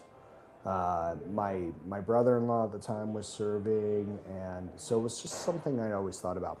A couple of my best friends from home were still in, one just retired. And so I knew that JAGs could go in older. Okay. And that the cutoff was 36 years old, and so I was working. Squeaked right in. I was working at that 600 attorney firm at the time, and doing big corporate finance deals. I mean, I think the first deal I touched when I went to that firm was $2 billion. Okay. Really sophisticated work, really good job, and we thought, this is it, right? We've made it, right? We were living in Charlotte, North Carolina at the time. That was the goal. I had started my career in Florida. The goal was to get back home to Charlotte, just start the life, right? And there was something pulling at me, and I went home and told the wife. I said, I'm thinking about the JAG Corps again. Okay. And I said, work's really rough, and I had a boss at the time that was, not my favorite, and she said, okay, well, why don't you just put the application in and see where it goes, Okay. right? Famous last words. And so I did that. I went through the whole process, put the application in, and about 3 weeks later, I'm sitting in my office, and I get a call from an unknown number, right? Because they data mask all the military stuff, and I answer it, And it was the Air Force saying, hey, just letting you know you've been accepted into the JAG Corps, congratulations. And this is not to toot my own horn, but it's a selective process. Okay. I think at the time, maybe 5 to 10% of applicants get chosen. Wow. And so I was like, That's impressive, dude. well, it was, it was just grateful to be considered. And so all of a sudden, we had a decision to make. And that decision was, are we going to stay, in the cushy lifestyle that we're in right now, or are we going to, maybe have an adventure as a family? And God bless my wife. She kind of put it in my hands and let me make the decision. And so we said, okay, we're going to go for it. And so about a month and a half or so from that time, where I was sitting in my 19th floor skyscraper in downtown Charlotte, with my assistant asking me what I wanted for lunch, I was wheeling my bags into Maxwell Air Force Base, and I remember, I'll never forget it. I was wheeling my bags up because it was time to check in for officer training school, and I saw some check-in tables, and so I saw some senior enlisted sitting there checking people in, and so I go over there and just kind of working my way through the line, and I hear, "You in the blue shirt, get over here! What are you doing? You're taking too much time." And I was like, did you have to look down and make sure I did. I looked down and I said, well, I'm wearing a blue shirt. Are they yelling at me? And sure enough, they were. And that was my introduction right there. I was like, okay, this is it. So it was quite the change of pace for me as a 35-year-old professional going in and experiencing that. But,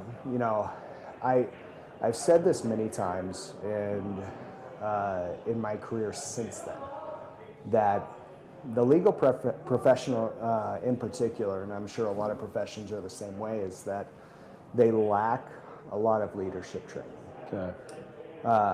The leadership training I got in the Air Force was second to none. It was fantastic. It was a growing experience for me as a professional, as an attorney, as an officer, and gave me the opportunity to grow, to become a better leader, to work with individuals. One of the, I think, misconceptions of the military in general that a lot of people make is that they think, especially with the enlisted folks, they say, and these are just uneducated people that didn't have another option. Right. Even I had, I would say, an inkling of that perspective before going in. As soon as I got in, I realized that's not the case. When I have my senior enlisted come up to me as an officer, and she's got a master's degree, and is talking to me about whatever we're working on, I was pleasantly surprised at how educated and how professional the Air Force was, just overall. And how long did you serve? Just under 5 years. Okay. Yeah. So started my career in Moody Air Force Base, Georgia. Okay. So Valdosta, Georgia, which was quite funny because we thought Air Force, we're going to travel the world. And my first duty station, they sent me an hour and a half from where I went to law school. Awesome. So it was actually really cool because I got to go as a JAG and recruit at my law school. Okay. So I actually really enjoyed that piece. And then my second duty station was at Mountain Home Air Force Base in Idaho. Okay. And that was a special assignment to be a victims counsel. And so I specifically traveled around the country, did courts martial, and I represented victims of special crimes such as abuse and rape and sexual assault, things like that. Okay. Yeah. So I'm curious, where'd you go to law school? Florida State. Okay, Seminole. Mm-hmm.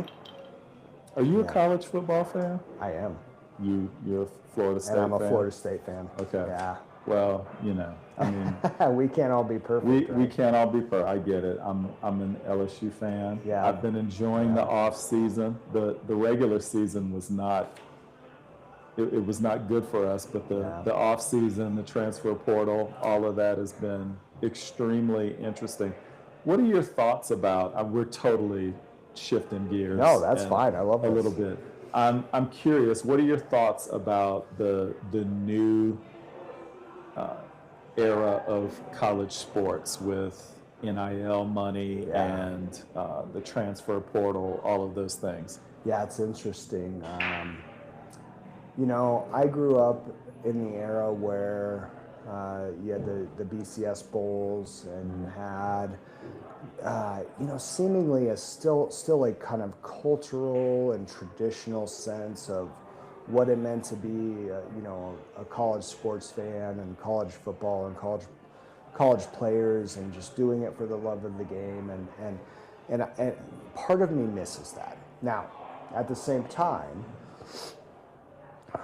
and I'm a pragmatist, because I understand that the NCAA and universities are just making money hand over fist off of the backs of these young kids who are putting their bodies on the line, and the previous rules not allowing them to make a paycheck, right? So you'd put them in these scenarios where it was either, hey, take money under the table, or that never happened. Or just take my chances, right? Maybe I'll make the NFL, maybe I won't, right? So from that perspective, I very much appreciate that these kids are getting their chance to make money now. And the old argument I think a lot of people made was, well, they're getting a college degree out of it. Well, maybe, and maybe they'll do something with that college degree. But let's you understand money more than most people, right? And me being an attorney, I see it on all sides of the business side. The time value of money is so important.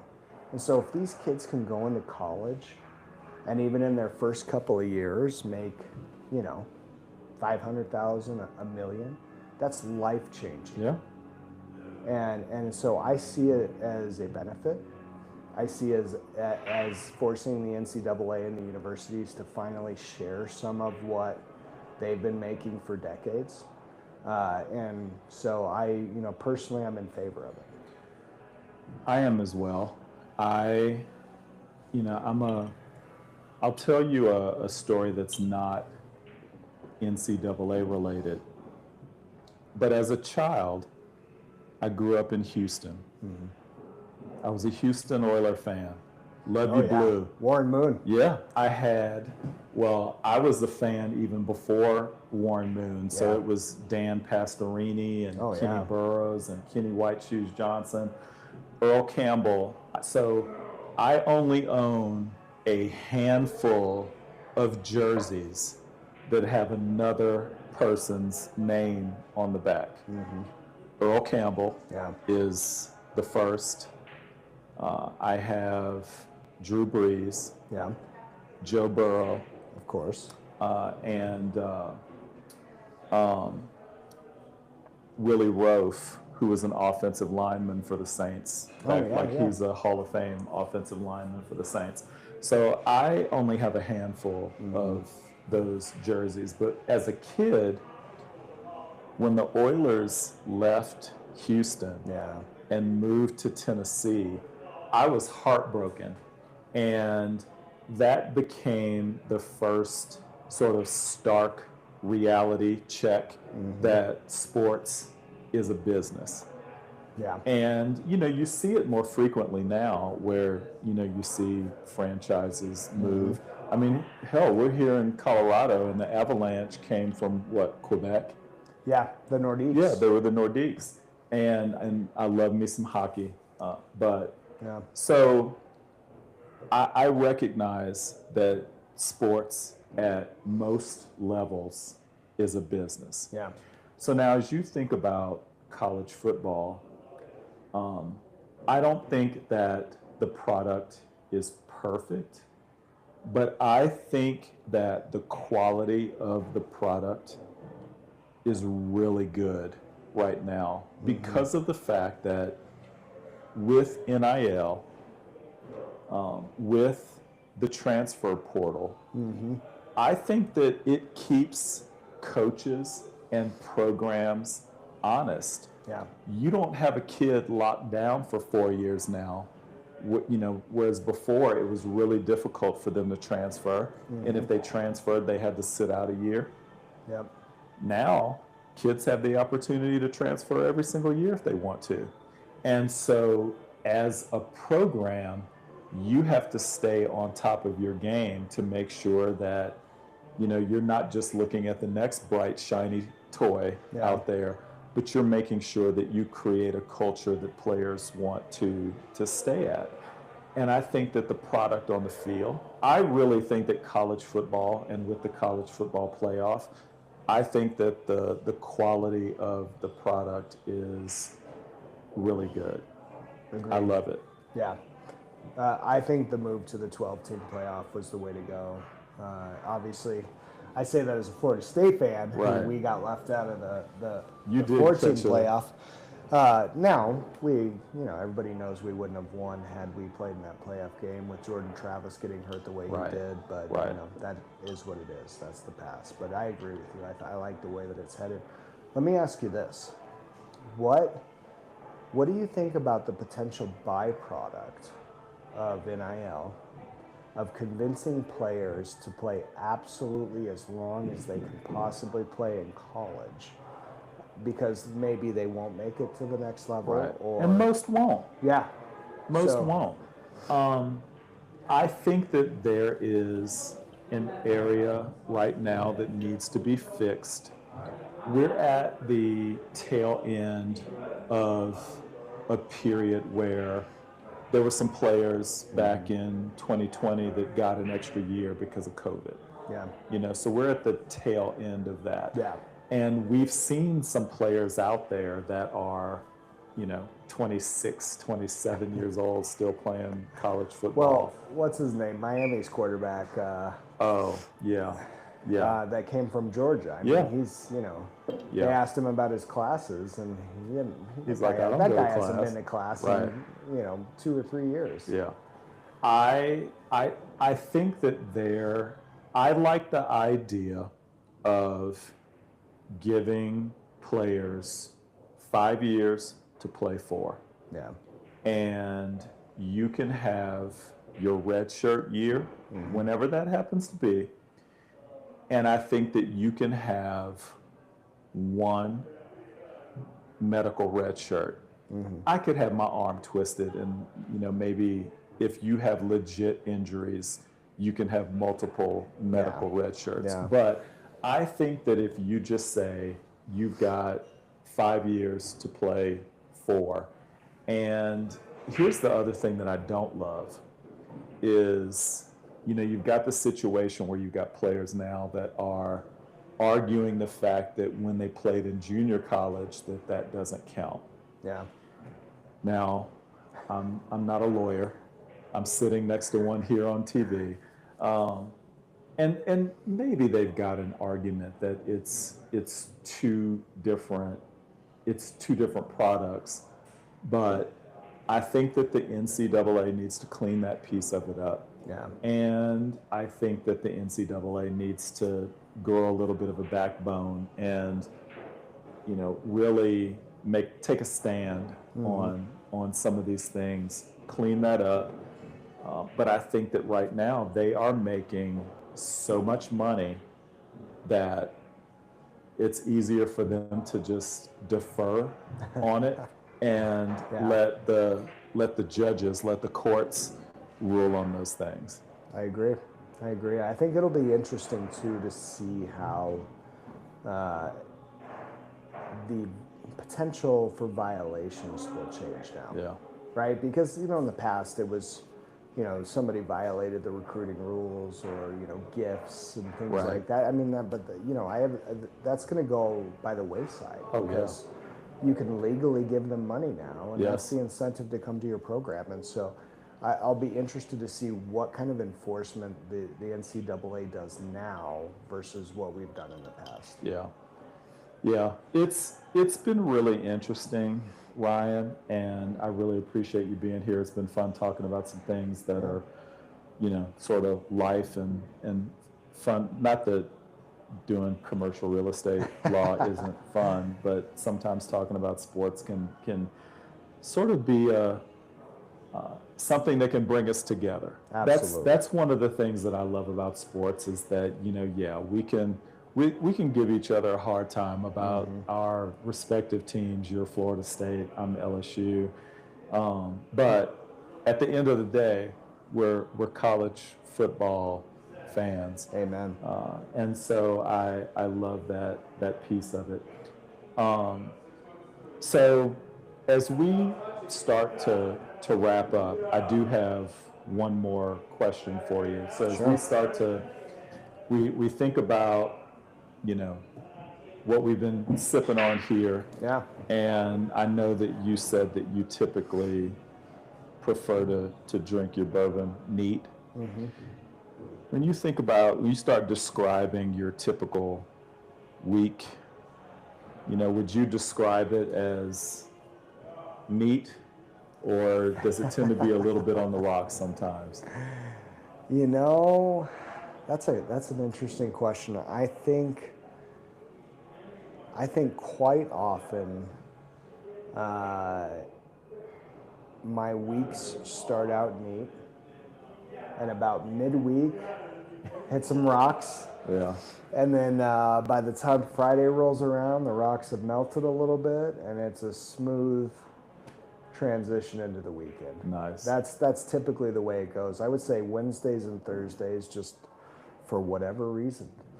I think it's psychology of the working professional tend to be some of the craziest days that I encounter because everybody's trying to get everything done before the weekend hits. Right.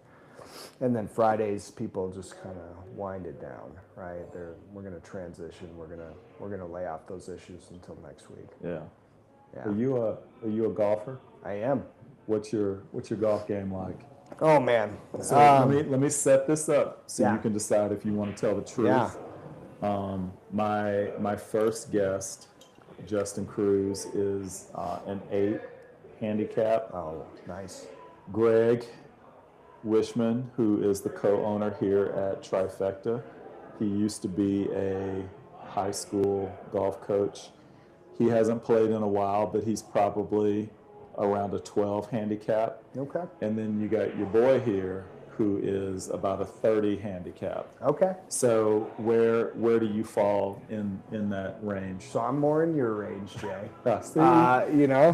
So I put the clubs away for about 15, 16 years. Yeah. I just didn't have time, travel, family, those types of things. And so last year, Masters, watching it, and the wife and I turned to each other and said, well, I first said to her, I said, I think I want to take up golf again. Like, I haven't swung my clubs in as long as I can remember. And so I started playing. I probably played in 2025. After that, I probably played 20 rounds. Okay.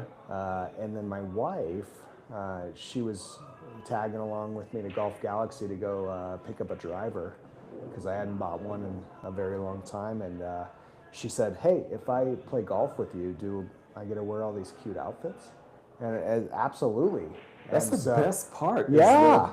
Yeah. And so she was all right. So I got her some lessons. She started, and we've been, we actually just booked a round for Saturday. That is fantastic. I am, I don't play as much as I would like to. Yeah. I've got